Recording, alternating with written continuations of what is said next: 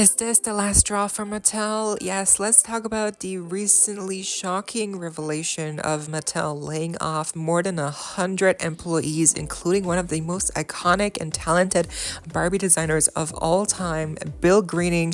As we also take a look not only at this current situation of the layoffs, but also at a amazing tribute and legacy of Bill Greening's work. So stay tuned, subscribe, and let's get into it. Yes, you might have heard that Mattel is doing recent layoffs at the corporate headquarters in El Segundo.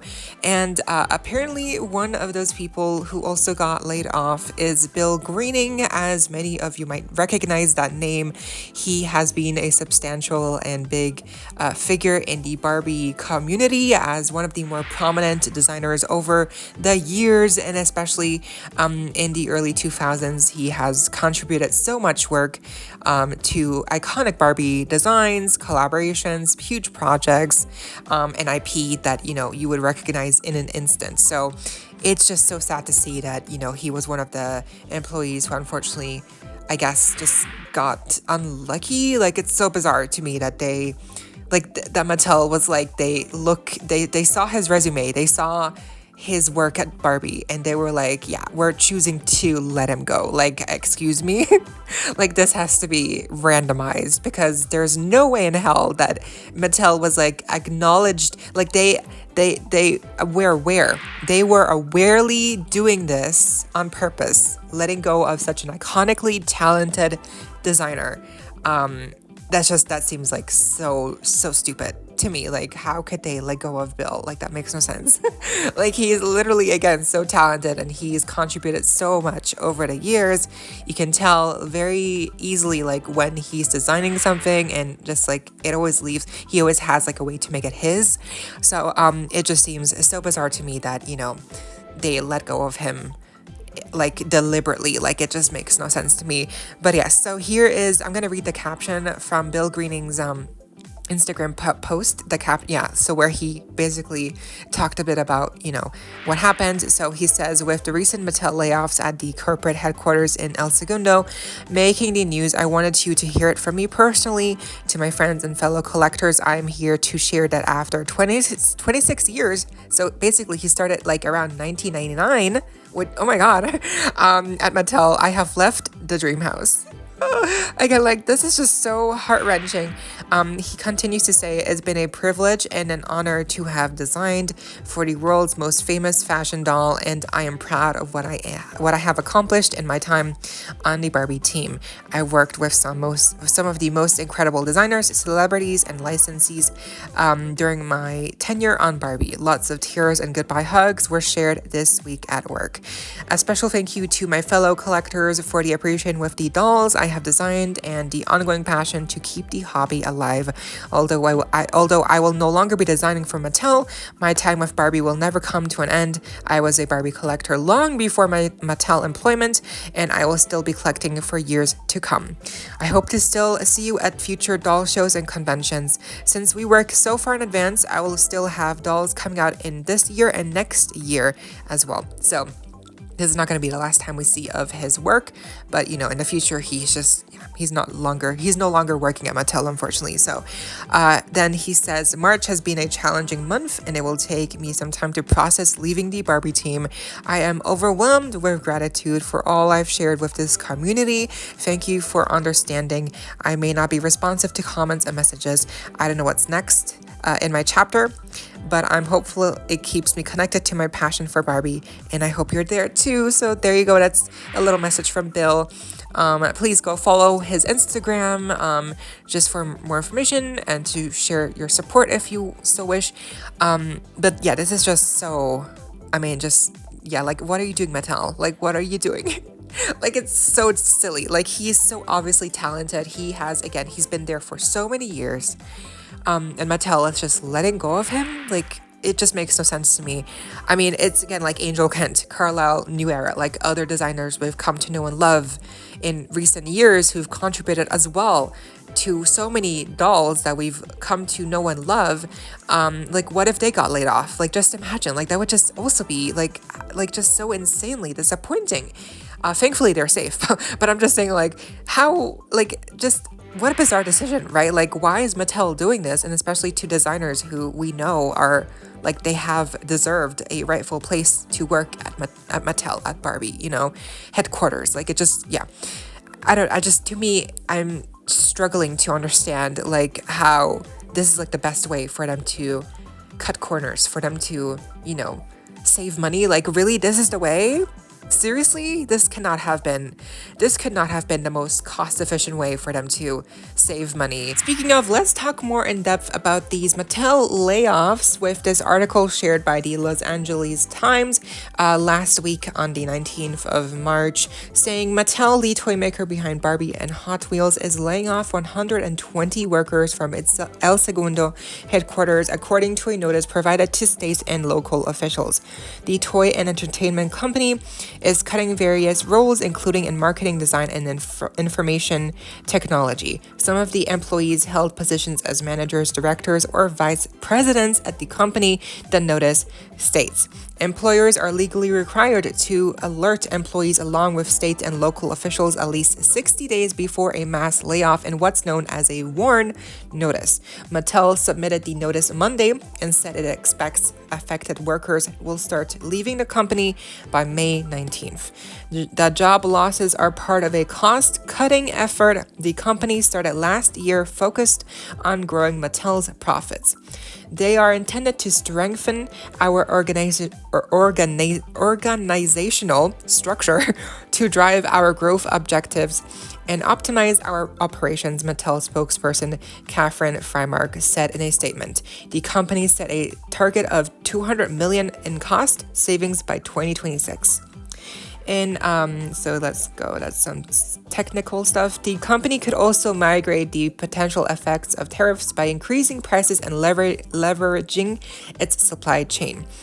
Without getting into too many details for competitive reasons, we have a flexibility in terms of sourcing, in terms of destination, in terms of supply chain. We also are looking at potential pricing actions to mitigate the impact on tariffs.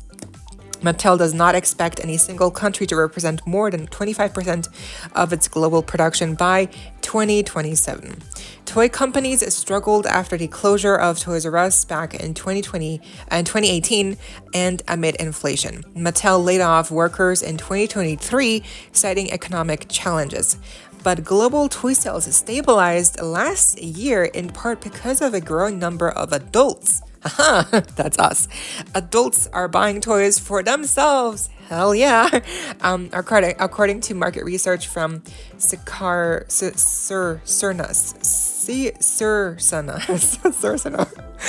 year, Mattel won back rights to create action figures and other toys based on DC characters, such as Batman and Superman, in the second half of 2026.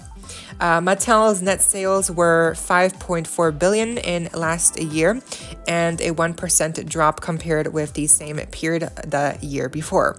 The company's income reached $542 million, up from $214 million in 2023. Then they go on to say the company expects net sales will increase by at least 2% this year, driven partly by sales of Hot Wheels, Uno, and products tied to release of new movies such as Disney's Snow White and the sequel to Wicked. So there we go. Overall, it's just not looking good apparently, especially with also these new tariffs from who. But apparently Hot Wheels sell really well, and Uno as well. I mean, who'd have known? Not me. I thought like doll sales were not even that strong, but apparently, people are buying Hot Wheels, people are buying Uno, and of course, as we all know, adult collectors are buying fashion dolls as well, more than kids. So that's definitely something that I think for a lot of us we already knew, but now it's great that we finally actually get confirmation that this is validation that we exist. But so yeah, apparently they have high hopes for the Disney Snow White movie dolls, which they only did 2 of, and I do think the Snow White doll is doing well. The Evil Queen maybe not so much, but just because obviously she's not the primary character. But Snow White, I think she's been doing very well. I think a lot of people have been loving that doll. And then of course we're getting the dolls part of these sequel to the Wicked movie, Wicked for Good, coming later this year. Yeah, those dolls are gonna do so well. I can already tell. I mean, the dolls for last year's Wicked movie were amazing. I mean, of course, we also had that huge controversy, but beside the point, I think a lot of people were really just super into those dolls. And so I think, yeah, hopefully stuff will look up for Mattel. And obviously, it just sucks that they had to, end up going with layoffs to cut corners and to, save money, especially when these layoffs, impacted people, especially designers who, they have like earned their spot in at working at Mattel, Barbie, whatever, right? It's like why fire Bill Greening? Like I have no clue. Like it should be self-explanatory as to why he should stay at Barbie. Like he's just done so much good work over the years, so it just seems like such a unwarranted reason why they should let him go. Especially like, he's known to so many people, like, Angel Kent, Carlisle New Era, two other designers who we've come to know and love through their products recently as well. Like their Barbie Basics, the Odile dolls. Like what if, just like imagine if Angel Kent got laid off. Like that would also be like so disappointing.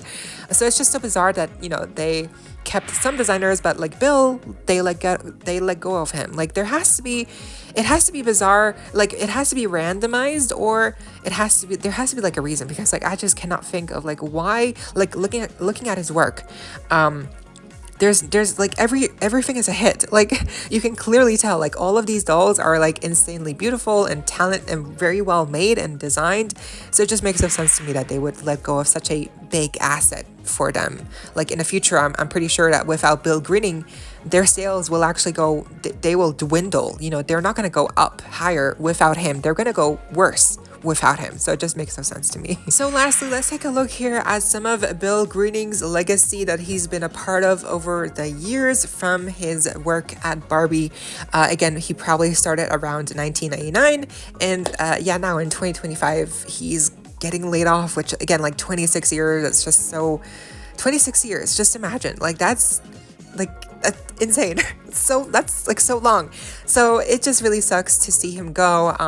But now seeing his work, which by the way, you can check out the Instagram account yourself, like called Bill Greening _design, to really go in depth into all of his work from all of the past years. You can definitely tell like he's been part of some amazing projects. Some licensed deals like Star Trek, DC, Scooby Doo, the Flintstones, Hello Kitty, like literally so many iconic doll brands, so licensed IP, right? So that he's been able to work for these projects, and then also like other original lines, like for Barbie, like the older ones, and then also like the Princess and the Pauper, Rapunzel, like Barbie as Rapunzel, like literally so many iconic dolls over the years as well, like the Barbie Basics. Of course, he's also been a part of those, and also the reboot one that just came out like recently. And then of course we also had the recent Styled by Design Steffi doll.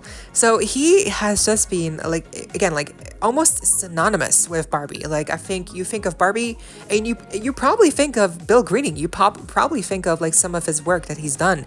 And even if you don't know him personally or like know much about him, chances are that some of your favorite dolls from the early 2000s were designed by Bill Greening. So it just goes to show you that his influence went far past just dolls. It was all over the place. Like it was everywhere you looked, from again like different collaborations, IPs, like, and just original themes, collector dolls, Barbie Basics. Like he had his toe in all the waters. Like he had his hand in so many projects that you know of, that you've come to know and love, that you have nostalgia for, that you probably thought, I'm gonna get that doll one day, and oops, now turns out Bill is actually the one who designed those dolls. So I mean, it's just kind of crazy to think back at how many dolls he has been responsible for, that he's been a part in making come true, like in realizing these dolls. Like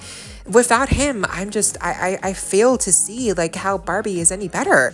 Like to me, it almost seems like they're losing like a pillar of what Barbie what makes Barbie so special, which I think, again, like also a huge compliment, because it just goes to show that he really just has become such a integral and a big part of Barbie as a brand. So just, to me, it almost seems like unimaginable to see him go, when it feels like without him there is no Barbie, really. So yeah, he's been part of a ton of huge projects and collaborations, and it's just such a loss to see him go. But it's not all over, because like he mentioned, there's going to be a couple of more dolls that he's been a part of in designing that will be releasing amongst this year and next year in 2026. So this is not going to be the last we'll see of his, designs for sure, but it's just like from now on in the future, yeah, he's not going to be working anymore at Mattel for Barbie, which just really sucks. But what are some of your favorite collaborations, or just projects that he's been a part of designing? What are some of the dolls that he's designed that are your favorites? Yeah, what do you think of this situation? Let me know down below, and I hope you all enjoyed. Leave a like, share, comment, subscribe, hit the notification bell, and consider becoming a member today to support the channel if you're able to, and of course, so you don't miss out when I post more content like this coming your way and keeping you up to date with all the doll tea you love. Stay safe, be kind. I hope this next time, stay peachy. Kisses.